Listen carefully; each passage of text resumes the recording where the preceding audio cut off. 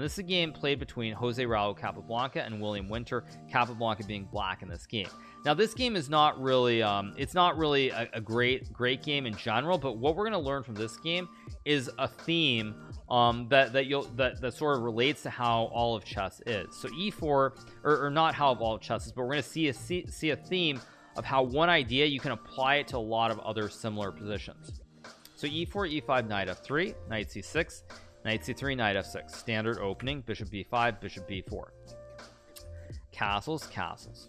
Bishop takes c6, d takes c6, d3 played here by Winter.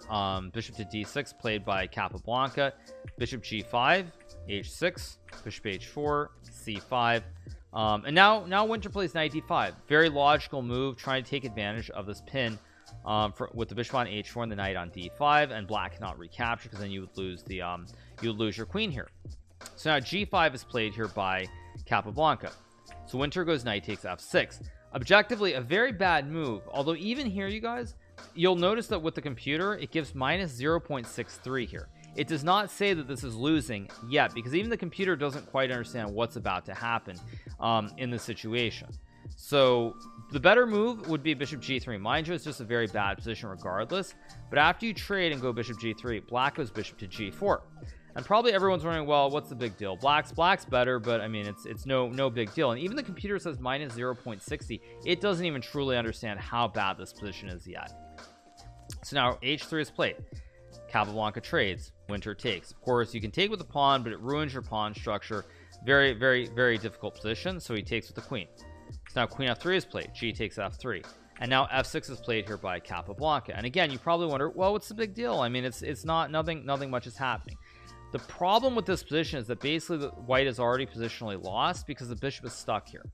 You would love to magically transport this bishop to a square like e3. If you put it here, it would target c5, g5, everything, but you can't really do that. If you push f4, I just take the pawn. You can try to push h4, and if I take, your bishop gets active, but after h4 I can just very quietly ignore it and we reach this position. So without being able to push the pawn, your bishop is stuck. You can't even reroute it because this pawn is in the way, so you can't get it back. And even if you get some position like this, for example, you still can't get the bishop into the game. You're gonna have to push the pawn. So your bishop is basically just dead. It's just you're playing without a bishop for the rest of the game. So in this position, f6 king g2 is played. So now a5 is played here by Capablanca. Winter plays a4. Capablanca goes king to f7. Winter plays rook to h1. Capablanca goes king to e6. Again, remembering that the bishop is not a piece in this game that matters. Capablanca very logically just keeps improving his position. So h4, rook b8. Again, not worrying about the king side, because even if you concede this h file here, white still cannot really attack. Well, this bishop is stuck behind the pawns. If you push, I capture. So you can try to maybe use both rooks here, but there's really no way to attack the base here, because I can even put the bishop on e7. And Capablanca understands that, and he wants to play all the way over here on the queen side. So here h5 is played. Winter goes pawn to b3. Capablanca goes pawn to c6. Again, the idea being he wants to push b5, but if you push b5 right away, even though this bishop is out of play, you'll notice black has these double pawns that aren't really, you can't really use them to progress. They can't progress further up the board. The pawn on a5 is also a little bit of a weakness. So like if white goes rook a2 and then stacks the rooks, for example, on a1, your pawns just aren't really all that great. So instead, the move that Capablanca plays is pawn to c6 here. So now rook to a2 is played. Capablanca plays b5 correctly, hoping to undouble the pawns if white captures. Winter goes rook a1, and now Capablanca plays c4. And this also, by the way, is a sign of just how strong Capablanca was, that you see like computer here. Black is better, but c4 is the only move that is clearly winning. And so when we talk about these world champions and sort of we sometimes say that they didn't play as well as modern day players, if they could get out of the opening and just play the game, I think they would be on par. Capablanca and probably all the world champions who followed after, to some degree, if they could survive an opening and just play against modern players, they would be around 2550 to 2600 level is what I would say. So Capablanca plays c4, and again, what you'll notice is that this bishop is out to lunch, and so it really revolves around this queen side. Can black create weaknesses? Because in this position, if you can't, like, if you push the pawn, it becomes very, very closed, and you can't really break open the position. There's only one open file here. So what you have to look for in this position is you have to look for ways to create weaknesses. Now, the only way to really do that is to push this pawn, because right now this bishop, while it's much better than the one on g3, you can tell it's kind of walled in behind these pawns too. So it's much more active. It can go all over the board, but it's not really a great piece at the moment. So Capablanca goes pawn to c4. This game was played in 1918. This was played in Hastings, England, approximately, well, it was in December, I think. So it would have been 102 and a half years ago. So c4 played here. A takes b5 played by Winter. Now again, you can obviously trade the pawns on c4, for example, but after takes rook b4, what you'll notice in this position was that, besides the obvious fact that the bishop is not a factor, is that now white has problems here, because black, first of all, controls the only open file, this b file. Secondly, after something like rook takes c4, you'll notice that both these pawns are very weak. This rook is really, really good because the rook here on a2 is kind of tied to the pawns on c2 and a4. So for that reason, it's really, really bad. And additionally, you see white doubled up the rooks on the a file, but if you end up taking, it ends up being where you doubled the rooks, but you have a pawn in front. So the rooks actually don't serve any real role on a2 and a1 in this position. So now a takes b5 is played here by Winter. Pawn takes, rook takes b5. And now you probably think, well, what's the difference between this and the other position? The difference between the two positions is that in this case, if we go back to this position, you'll see that I have this, the pawns are very stable for white. White has a base here. Specifically, white has a pawn on c2 that guards these two. Whereas if we go to the game, you'll see that in this position, I don't have the double pawns. I got rid of the pawn on c5 in front of this pawn on c6. And additionally, there's no base. So both of these pawns on d3 and b3 are very, very weak here. So now rook to a4 is played here by Winter. Capablanca takes. Winter plays d4. Last gasp sort of try to open up the position here, because again, this bishop has just been doing nothing the entire game. Now Capablanca plays rook to b5, a move that I really like, by the way, just for the theme of the game, that you just keep this bishop stuck on g3 still. So rook to c4.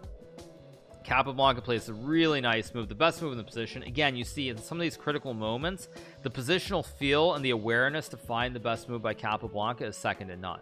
So he plays rook to b4. Really, really nice move. And the reason that it sort of ends the whole game is because after rook takes b4, bishop takes b4, you can take on e5. But you see there are no weaknesses, and additionally there's a pass pawn on a5 and a rook behind it.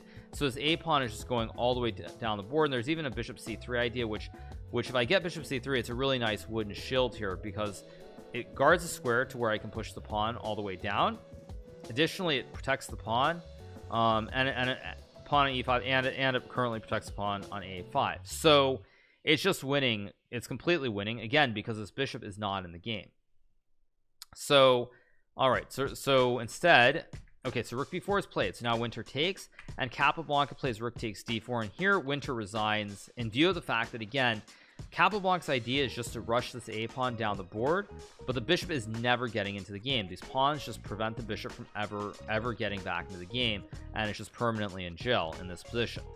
So the theme of this game kind of is understanding, more so than the individual moves, understanding this theme here that we get to, which is this position where if you have a bishop on g3, like even this, if you get a bishop on g3 where you have pawns on f3 and f2 and you're unable to push f4 and free the bishop, you're just technically lost.